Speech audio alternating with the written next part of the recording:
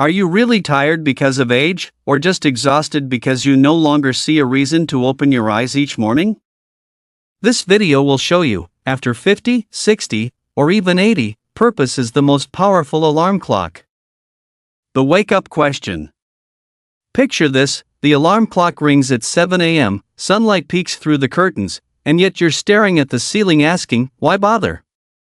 You're not lazy. You're not broken.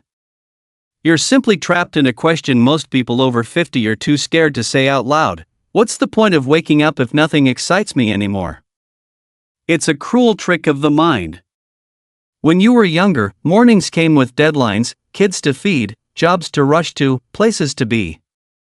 Your calendar screamed for your presence. Now, for many people in their 60s, 70s, or even 80s, silence is what greets them.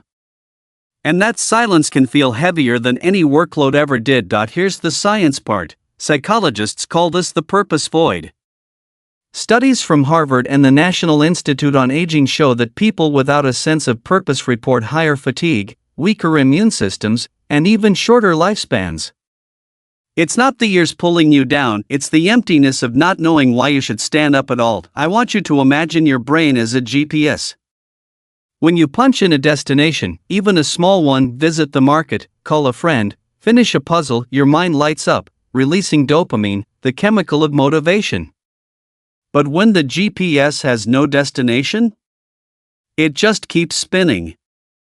That's when mornings feel like quicksand, and here's the punchline: you don't need $1 million mission to make mornings worth it. You just need a reason. Sometimes, the tiniest reason, a grandchild's smile, a walk in the park, even making the perfect cup of coffee, can flip the script from why bother to let's see what happens today. So before we move on, let me ask you the same question you asked yourself under those blankets: why wake up? Not for society's checklist, not because you should, but because life, even at 80, has hidden surprises for those who are curious enough to open their eyes. Age is not the thief. Let's clear up one of the biggest lies society sells you: you're tired because you're old. Really? If age alone was the thief, then why are there 70-year-olds hiking mountains while some 45-year-olds can't even get off the couch? The truth is, age isn't the villain. Losing purpose is. The science backs this up.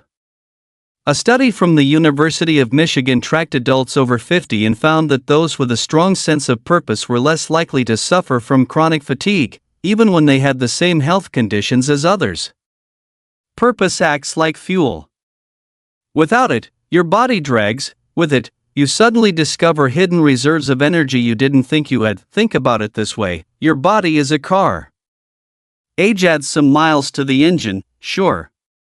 Maybe the paint isn't shiny anymore. But what really makes a car useless? It's not the mileage, it's running without gas. And in humans, that gas is purpose. Without it, even a brand new car won't move. You probably know someone like this. One neighbor retires and spends the next decade watching TV, complaining of aches and boredom. Another retires the same year but starts gardening, volunteering, or learning a new skill. Who looks younger? Who laughs more? It's not magic, it's mindset. Here's the kicker: when you blame age, you give up control. You say, well, nothing I can do, I'm just old. But when you realize it's purpose that powers you, suddenly the steering wheel is back in your hands. You may not control every wrinkle or every joint pain, but you can absolutely choose to fuel your life with meaning. So no, age hasn't stolen your energy. It's waiting for you to refill the tank. And the best part?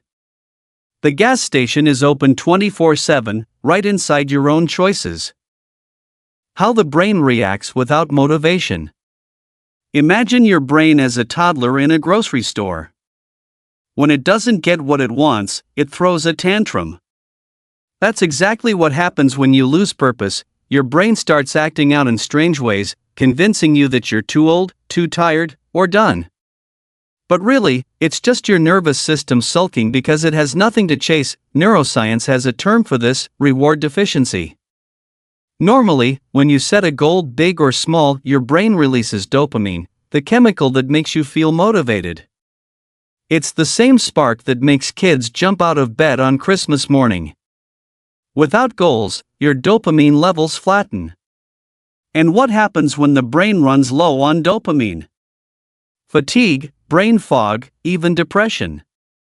In other words, your body feels old because your brain feels empty. Here's a funny experiment you can try. Give yourself a silly micro goal tomorrow. Something absurdly small, like I will water 2 plants or I will eat my breakfast with chopsticks. Watch how your brain perks up just because it has a mission. It doesn't care if it's world-changing, it just wants something to aim at. Like a cat chasing a red laser. The thrill is in the pursuit. Psychologists say the human brain is wired more for seeking than for having. That's why winning the lottery often makes people miserable long-term, while training for a 5K or knitting a sweater brings joy. The chase feeds dopamine, the void starves it. So when you wake up and feel that heavy why bother cloud, it's not your muscles aging, it's your brain whispering, give me something to do, please. Here's the kicker, boredom is toxic. In fact, research from University College London found that chronic boredom in adults is linked to a higher risk of heart disease. Your brain literally punishes your body when it's idle too long. Which means, in a very ironic way, laziness is exhausting. So no, you're not broken. You're not losing it. Your brain is just waiting for its next mission.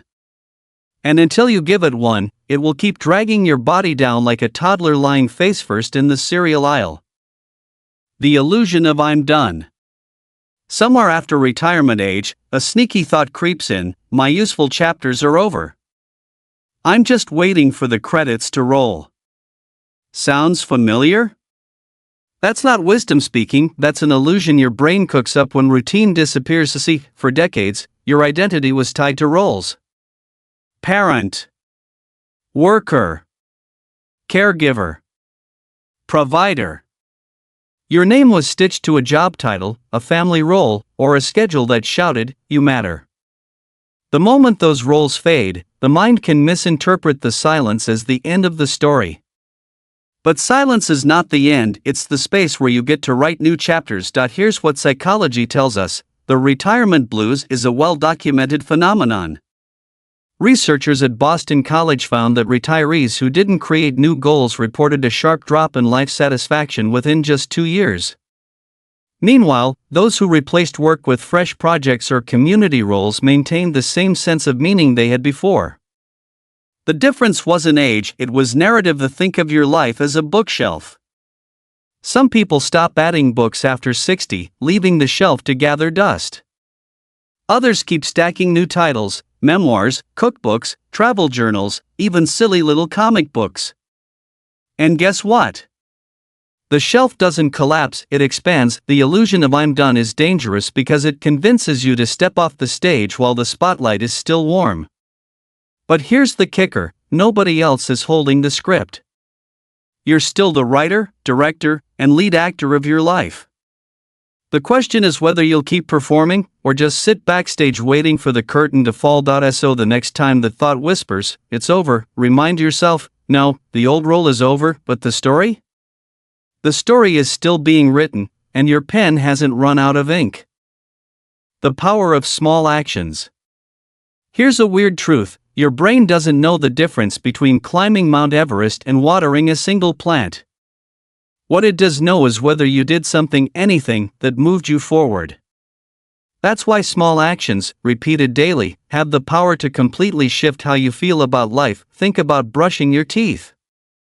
Nobody writes epic poems about dental hygiene. Yet doing it each morning creates a sense of order, control, and rhythm. Miss it for a few days, and suddenly you feel like your whole life is unraveling. Small actions anchor you. They whisper to your nervous system, see? We're still moving. We're still alive. Science agrees. Behavioral psychologists call this activation energy. The tiniest action lowers the barrier to bigger actions. A study at Stanford showed that people who committed to a 2-minute habit, like putting on sneakers, not running a marathon, were far more likely to stick with long-term goals. Why? Because momentum is contagious. Let me give you a story. There's a 72-year-old woman in Vancouver who started by walking to her mailbox once a day. That's it. Just the mailbox. Within a year, she was walking 3 miles every morning. She told researchers it wasn't about the exercise. It was about proving to myself I could still begin. And that's the magic. Beginnings are small. They're supposed to be. If you feel stuck, don't promise yourself a grand reinvention. Promise yourself 5 minutes of reading, 1 phone call to a friend, or planting a single flower. Watch how quickly your brain starts cheering you on like you've just won the lottery. Here's the punchline: small actions don't just build habits, they build identity. Each step says, I'm the kind of person who still shows up. And that identity, over time, becomes a shield against the illusion that life has passed you by. So the next time you wonder how to bring back meaning, don't look for fireworks. Look for the spark in a match. Light it once, and the fire knows how to spread. The story of someone who rose again. Let me tell you a story about Harold. He was 68 when his wife passed away. The kids were grown, scattered across different cities, busy with their own lives. Harold would wake up, make coffee for one, and sit in silence. Days blurred together. He once told a friend, I feel like I've already died, only my body hasn't caught up yet. But here's the twist. One afternoon, while dragging himself to the grocery store, Harold overheard a flyer announcement: volunteers needed at the community library. On impulse, maybe boredom, maybe curiosity, he signed up. His first job? Reading picture books to children on Saturday mornings. At first, he felt ridiculous. A grown man with gray hair, holding the very hungry caterpillar in front of a dozen squirming kids. But something happened. The kids laughed. They hugged him. They called him Grandpa Harold. And suddenly, mornings had a reason again. He polished his shoes on Fridays. He practiced voices for the characters. His friends noticed the change. The slump in his shoulders disappeared, his laughter returned. Psychologists call this prosocial purpose, finding meaning in contributing to others. Research from the Journal of Gerontology shows that older adults engaged in volunteering have lower rates of depression and higher life satisfaction. But Harold wouldn't care about the data. He'd just tell you, the kids saved me. What's the lesson here? Purpose doesn't always arrive as a lightning bolt. Sometimes it sneaks in disguised as a simple flyer at the grocery store. Sometimes it's hidden in a phone call, a neighbor's invitation, or a child's smile. But once you grab it, the transformation is undeniable. Here's the punchline: Harold didn't grow younger. He grew lighter. And that lightness came not from finding himself, but from giving himself. So if you ever feel like your story is already over, remember Harold. He thought his book had ended until he realized there were still blank pages waiting to be written. New meaning after 60. Here's a funny observation: when you're young, meaning is usually shoved into your lap: career deadlines, raising kids, paying bills. After 60? Nobody's handing you assignments anymore. And that's both terrifying and liberating. Terrifying, because the old roles fade. Liberating, because now you get to choose your own script. Think of it like graduating twice. The first graduation was when you left school to join the real world. The second graduation is when you leave the old grind and realize, wait, I can design my own curriculum now.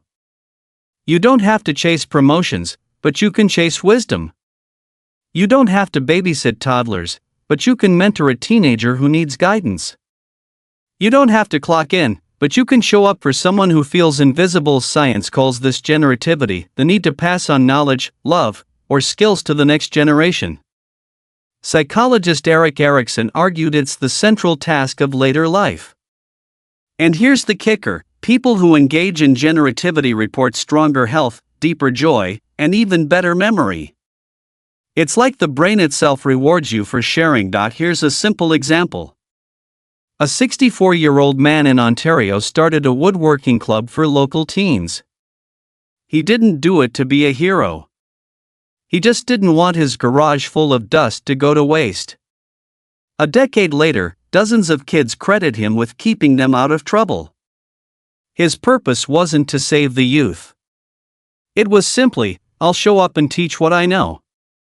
That small seed grew into a forest of meaning. So after 60, new meaning isn't about climbing taller ladders. It's about planting wider roots.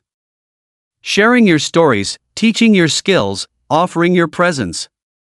And here's the irony: when you think you're giving away pieces of yourself, you actually feel fuller, because meaning after 60 isn't about what you keep.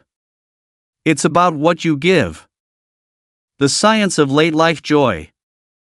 Here's a surprising fact: research shows that happiness doesn't decline with age, it often rises. Yep, your 60s, 70s, even 80s can actually be some of the happiest decades of your life, if you've got one thing in place: purpose. The University of Chicago ran a 23-year study on aging adults and found something fascinating: older people with a sense of purpose not only lived longer but reported higher daily satisfaction than many in their 30s. Why? Because by then, they stopped sweating the small stuff. The stress of keeping up fades, leaving room for deeper joy if there's still a reason to wake up. Neurology backs this up too. Brain scans show that engaging in meaningful activity, even something simple like tutoring a child or learning a new recipe, activates the same reward centers as falling in love. Dopamine and serotonin flood the brain, fighting off depression and even buffering memory loss. In other words, joy isn't just a feeling, it's a biological upgrade. Take Maria, age 75, who joined a choir after her husband passed away. She wasn't a professional singer, she just wanted company. Within months, her friends noticed she laughed louder, stood taller, even looked younger. Studies confirm it: people in group activities with purpose report fewer health problems. Singing didn't erase her grief, but it layered it with harmony. Here's the kicker: joy in later life doesn't come from luxury cruises or perfect health. It comes from meaning. From being needed, from growing, from contributing. And science is clear: when you have that, your body literally responds as if it's been given a second youth. So the next time someone says aging is just decline, smile politely.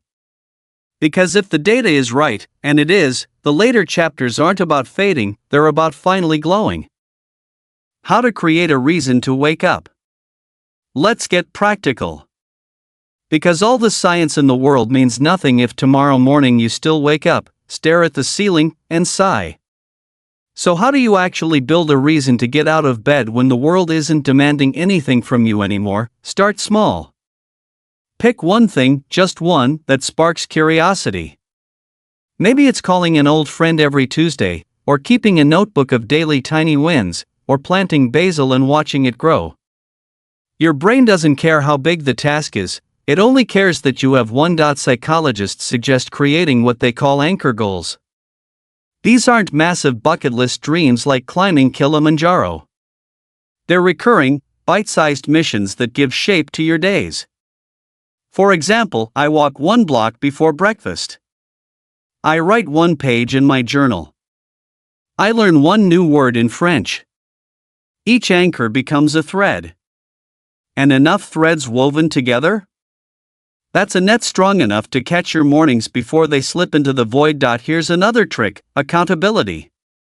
Tell anyone, what your daily mission is. When 82-year-old Thomas in Toronto promised his granddaughter he'd send her a photo of his breakfast every day, it sounded silly. But soon, he was plating fruit with pride, experimenting with oatmeal toppings, even adding smiley faces with blueberries. Why? Because his tiny mission had an audience. Purpose doubled, and don't underestimate novelty. The brain loves freshness. Trying something new, reading a genre you've never touched, cooking a dish you can't pronounce, or even taking a different walking route lights up neural circuits like a Christmas tree. Novelty is free energy. Here's the punchline: you don't wait for meaning to knock on your door. You manufacture it. You stitch it together from little promises, small joys, and curious experiments. And once you do, mornings stop being a burden. They become an invitation. So tomorrow, before you roll over and groan, ask yourself, what tiny reason can I invent today? Because reasons aren't found, they're made. A deep closing message. Let's be honest, life after 50, 60, or 80 can feel like walking through a quiet house after the party has ended. The noise is gone, the chairs are empty, and part of you wonders if there's anything left worth celebrating. But here's the truth you've been waiting for: the silence isn't the end of the music, it's the pause before the encore. You've seen storms. You've carried grief, disappointment, and the weight of years most people never survive. And yet, here you are. Still breathing. Still listening. That alone proves something powerful: you are not done. You are unfinished business. Psychologists say meaning is the strongest predictor of resilience, stronger even than wealth or health. Which means as long as you can create purpose through small actions, through giving, through curiosity, you will never be too old. Your story will never be over until you decide to put down the pen and think about Harold at the library, Maria in her choir, the man in his woodworking shop. They didn't find magic formulas. They just said yes to the next small invitation life handed them. And in doing so, they turned their empty mornings into fresh beginnings. So if you take one thought from this video, let it be this: age is not the enemy. A life without purpose is. And the cure is already in your hands: the choice to keep writing, keep sharing, keep waking up curious, because when you wake up tomorrow, the world may not need you to save it. But someone out there, your neighbor, your grandchild, even the stranger who catches your smile, might just need you to show up. And that is reason enough. You're not tired from age, you've just lost purpose. In this video, discover how small actions, new meaning, and science-backed steps can help Canadians 50 to 80 find daily motivation, energy, and joy again. Subscribe for more inspiring senior life content.